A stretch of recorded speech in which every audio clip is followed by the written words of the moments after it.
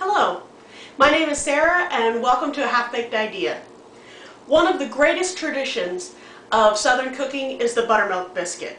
It's really nice because it is so versatile. It goes as well with butter and jam as it does with mashed potatoes and gravy, which in my family, that's how we had them, with mashed potatoes and gravy.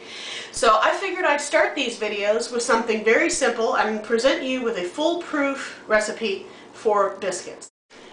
All you need to do is you start with a big bowl. You put in 2 cups of all-purpose flour, 2 teaspoons of baking powder,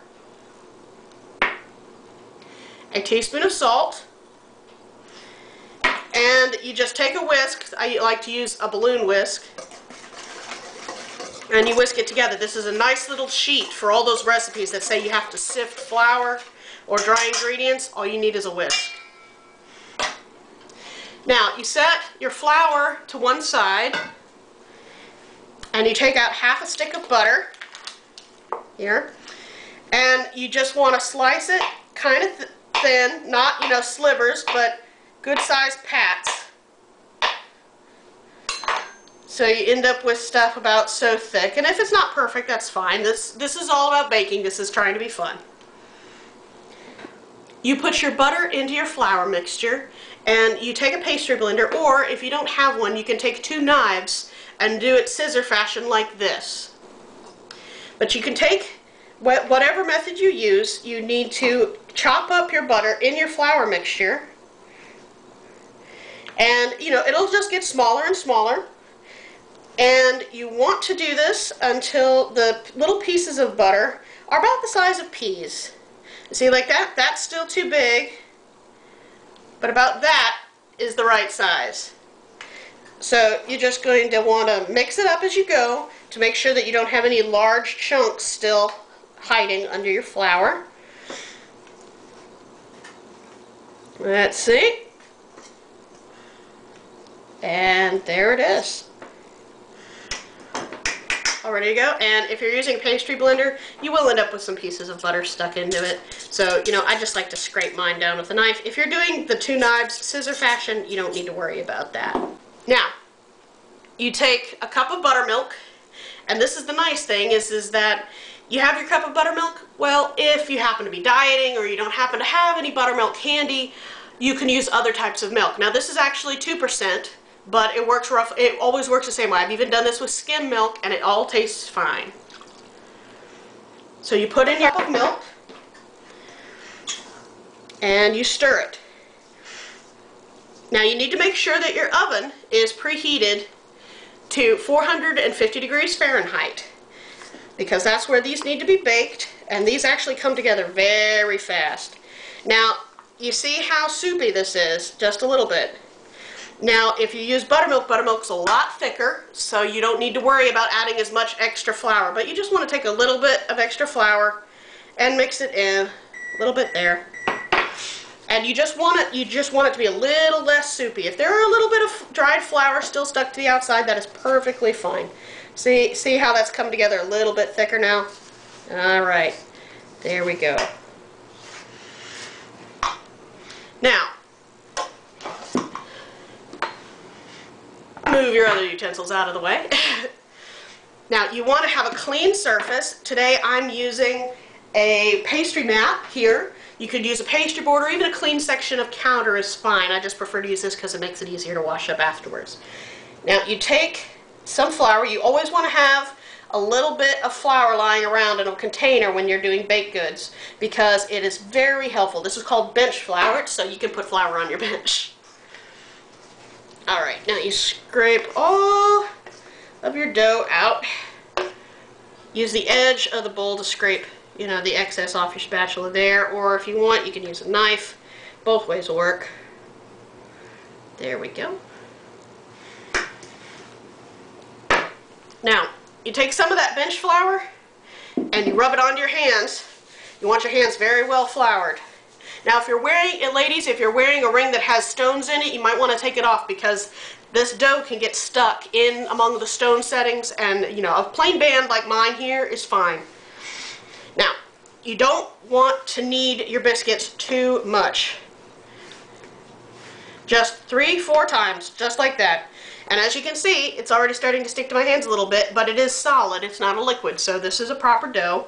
Now, you can pat this out, which is what I prefer to do. But, you know, if you don't like getting your hands as sticky, you can just as easily use a rolling pin. Now, there we have it. You want it pretty thin, only about the width of your thumb, only about that far high. Now that you have your dough all patted out, and remember, it's only supposed to be the thickness of your thumb, this is a nice little trick. You know those old commercials where you have the beautiful biscuits that pull apart? I'm going to show you how to do that. You take your spatula, and this is why it's important to have a well-floured surface, and this is why I didn't flour it as thick as I normally do, so you can see it starts to stick as you pull it up, see? But it can work either way. You just end up with a kind of a rough surface. So you remember your well-floured hands, and you pat it down just a little bit. So this fold gives you a nice seam, so it'll allow you to pull your biscuits apart. Now you just pat it just a little bit. Now you take your cutter. Now if you're just doing, you know, plain breakfast biscuits, you don't want a very big cutter, but if you're doing, you can use the same recipe to make your own sausage, egg, and cheese biscuits like they serve at McDonald's or Bojangles. So you just cut out as many as you can get out of this first batch. Now it is better to not rework your dough if you can manage it. That's the professional way, but that ends up with a lot of waste, and so I prefer to rework my dough just once. And I will show you how to do that in just a second.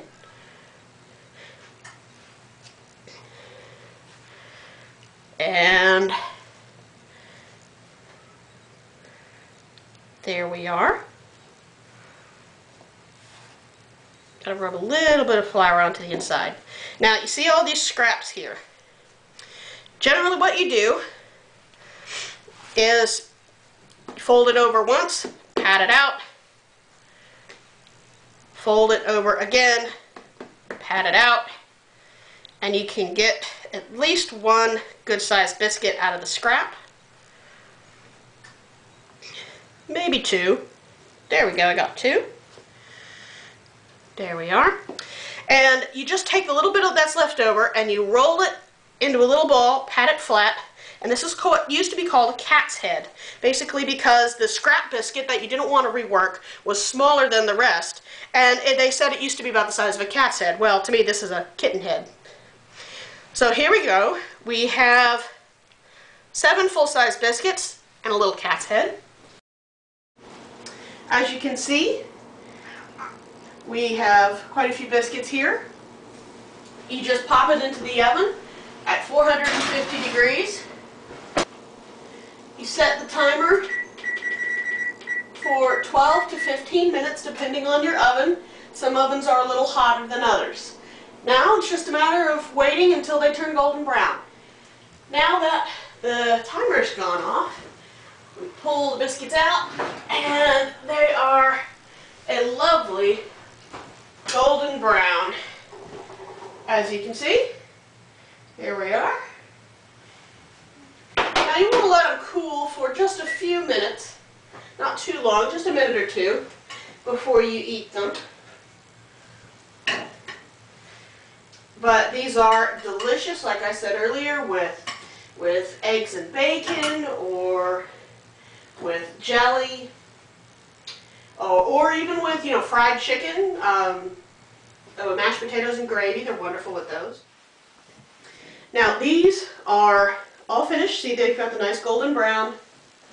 And when you're more comfortable with this specific recipe, you can start tinkering with it yourself, making cheese biscuits. You add a little bit of cheddar cheese to the original recipe, or maybe some fresh rosemary, make rosemary biscuits. Those are very nice. Or if you want something a little sweet without the jelly and the sugar, you could add a little bit of cinnamon to it, and that gives it a very nice, you know, kind of festive air. Or you could just take it as my favorite, a little bit of butter and some peach preserves. Well, this is my breakfast. I hope you enjoy your biscuits, and thank you for coming to another Half-Baked Idea.